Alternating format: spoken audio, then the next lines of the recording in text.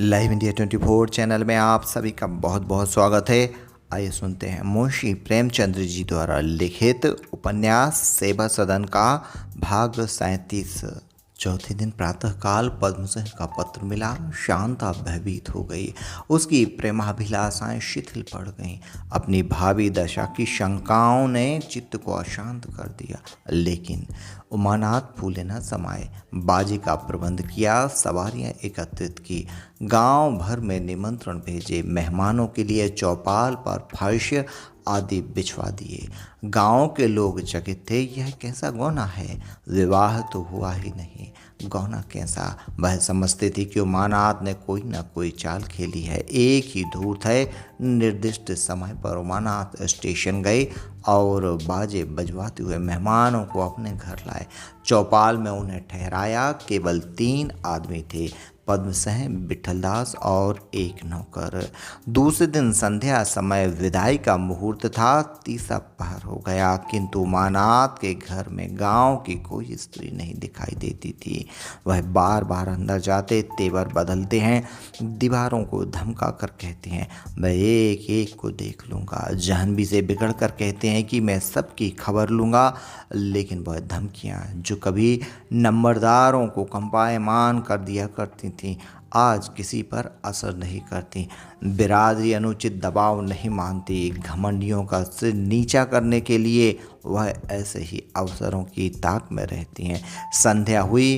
कहारों ने पाल की द्वार पर लगा दी। जाह्नवी और शांता गले मिलकर खूब रोईं। शांता का हृदय प्रेम से परिपूर्ण था।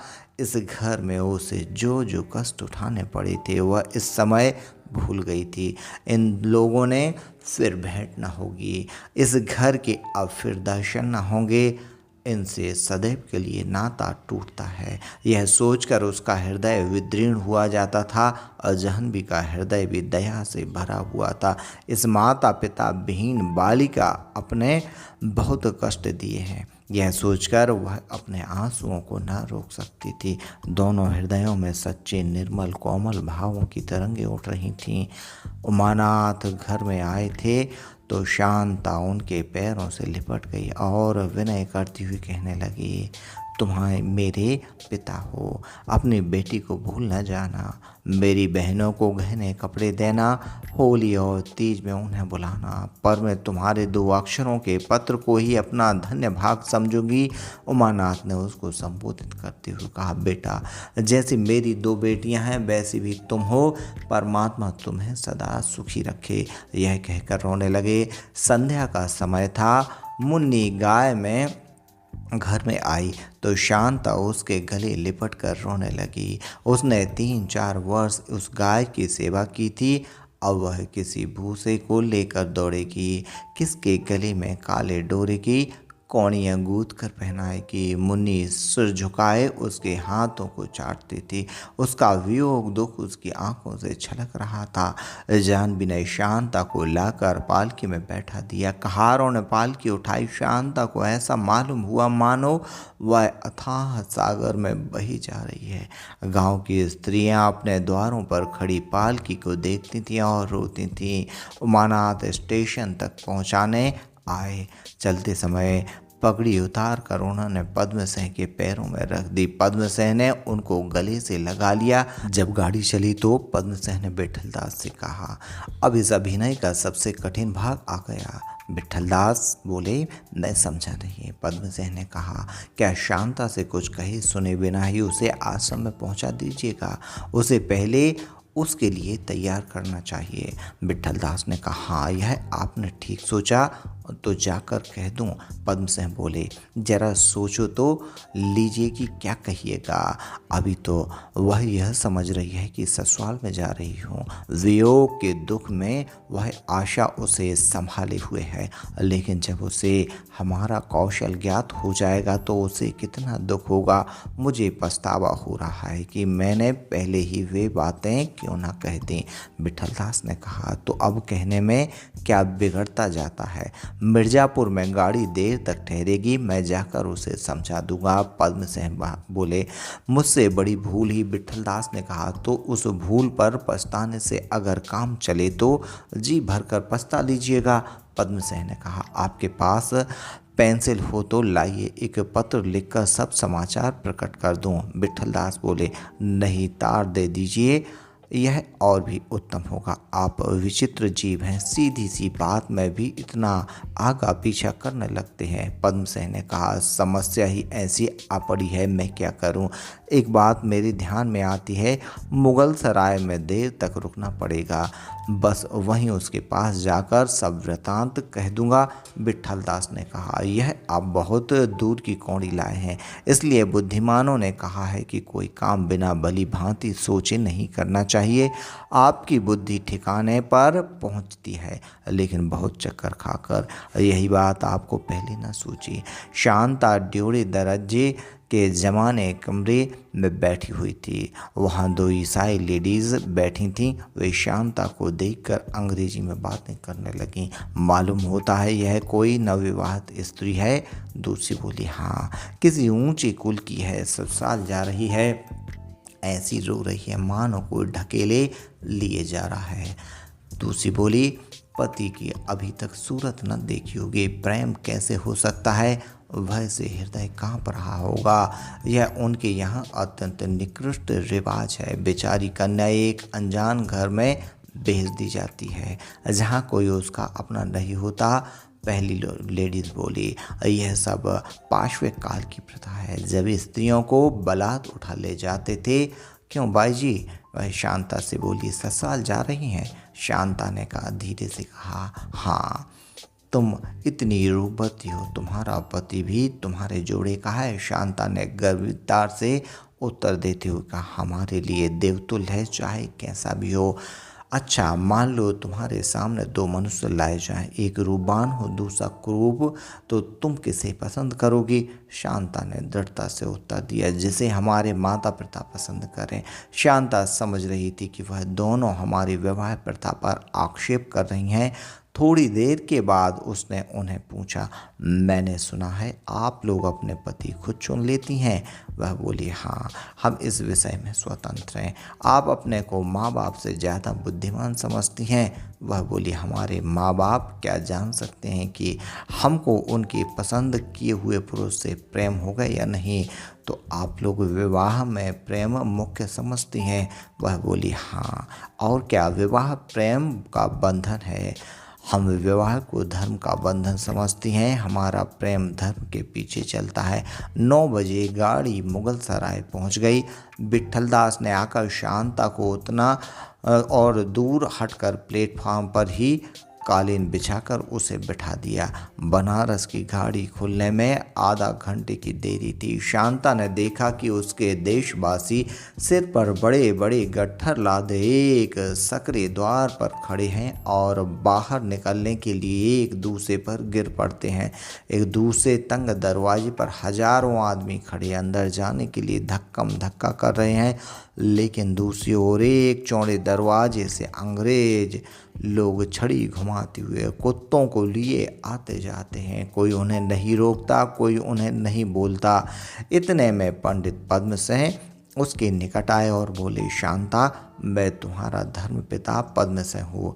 शांता खड़ी हो गई और दोनों हाथ जोड़कर उन्हें प्रणाम किया।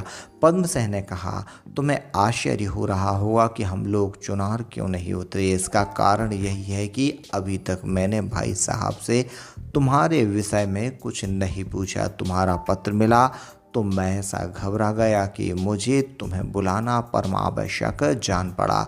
भाई साहब से कुछ कहने सुनने का अवसर ही नहीं मिला, इसलिए अभी कुछ दिनों तक बनारस रहना पड़ेगा।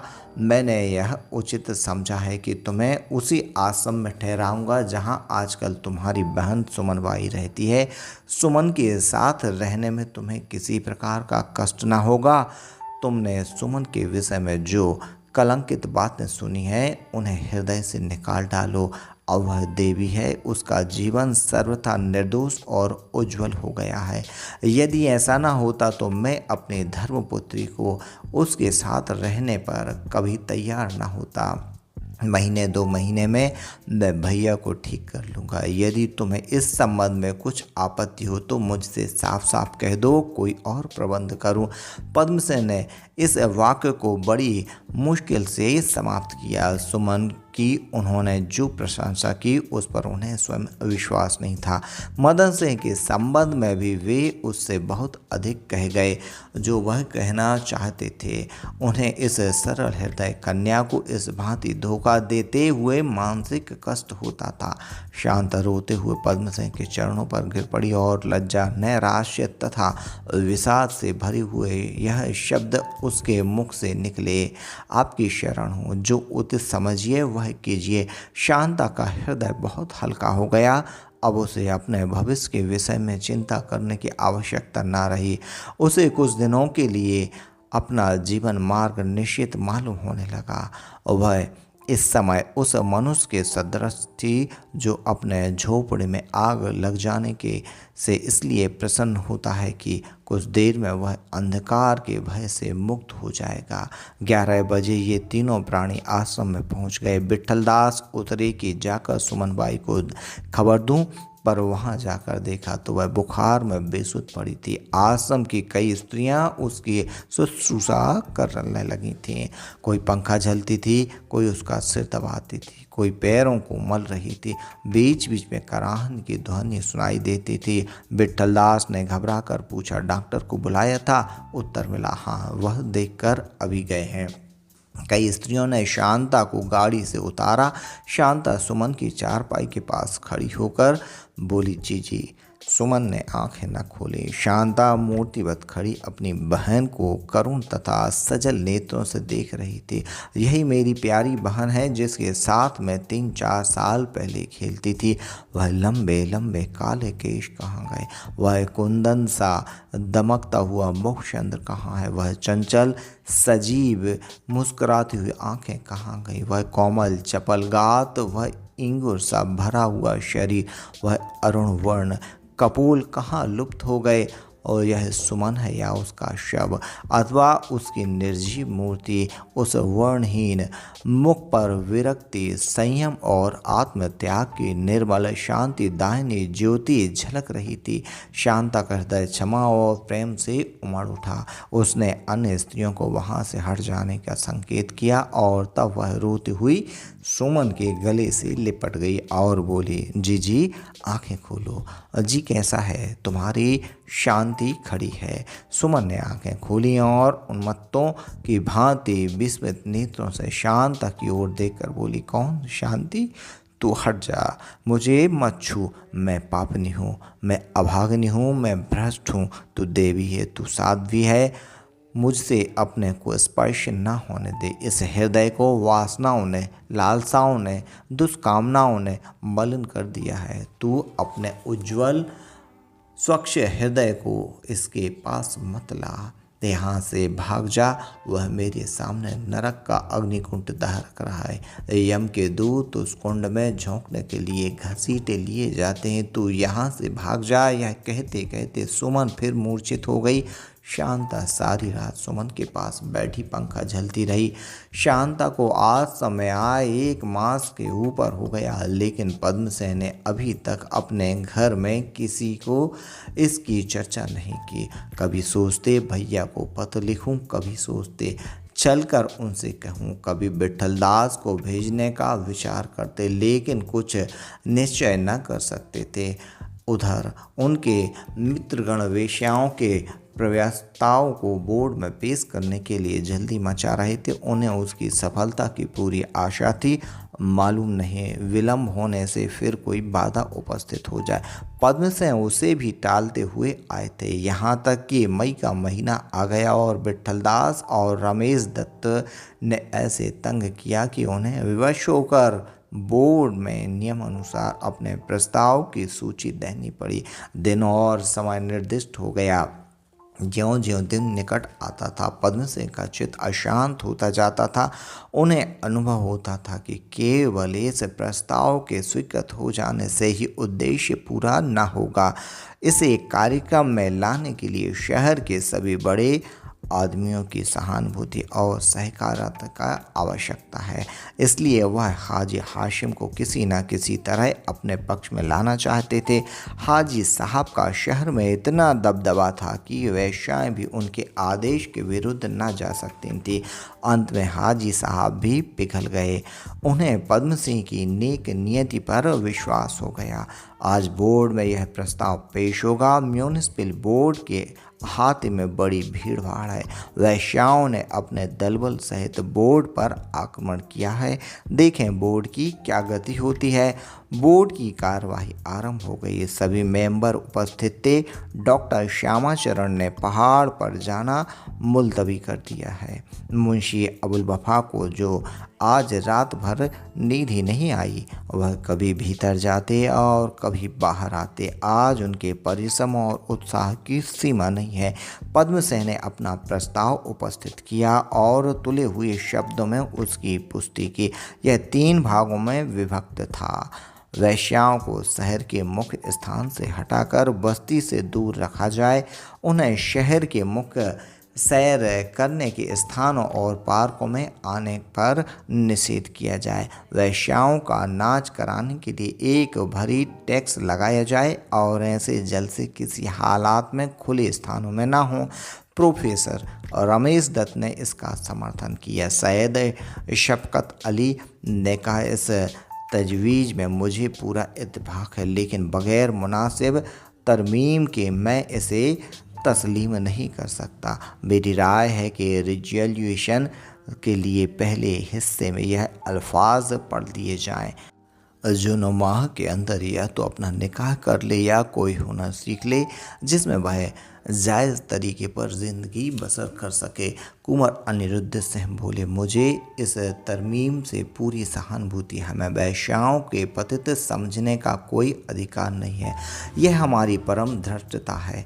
हम रात दिन जो रिश्वत लेते हैं, सूद खाते हैं, दीनों का रक्त चूसते हैं, असहायों का गला काटते हैं, कदापि इस योग्य नहीं है कि समाज के किसी अंग को नीचे या तुच्छ समझें। सबसे नीच हम हैं, सबसे पापी दुराचारी अन्यायी हम हैं, जो अपने को शिक्षित, सभ्य, उदार, सच्चा समझते हैं।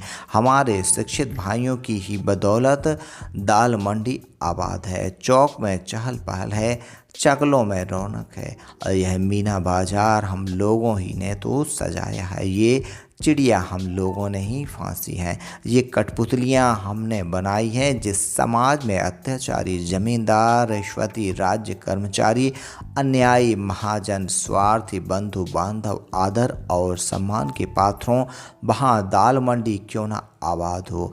हराम का धन हरामकारी के सिवाय और कहाँ जा सकता है। जिस दिन नजराना, रिश्वत और सूद दर सूद का अंत होगा, उसी दिन दाल मंडी उजड़ जाएगी। वे चिड़िया उड़ जाएंगी, पहले नहीं। मुख्य प्रस्ताव इस तरमीम के बिना नश्तर का वह घाव है जिस पर मरहम नहीं। मैं उसे स्वीकार नहीं कर सकता। प्रभाकर राव ने कहा, मेरी समझ में नहीं आता कि इस तरमीम का रिजोल्यूशन से क्या संबंध है। इसको आप अलग दूसरे प्रस्ताव के रूप में पेश कर सकते हैं। सुधार के लिए आप जो कुछ कर सकें वह सर्वथा प्रशंसनीय है, लेकिन यह काम बस्ती से हटकर उतरना ही आसान है जितना शहर के भीतर, बल्कि वहाँ वह सुविधा अधिक हो जाएगी। अबुल वफा ने कहा, मुझे इस तरमीम में पूरा इत्तेफाक है। अब्दुल लतीफ़ बोले, बिना तरमीम के मैं रिजोल्यूशन को कभी कबूल नहीं कर सकता। दीननाथ तिवारी ने भी तरमीम पर जोर दिया। पद्म सिंह बोले, इस प्रस्ताव से हमारा उद्देश्य वेश्याओं को कष्ट देना नहीं, वरन उन्हें सुमार्ग पर लाना है। इसलिए मुझे इस तरमीम के स्वीकार करने में कोई आपत्ति नहीं है।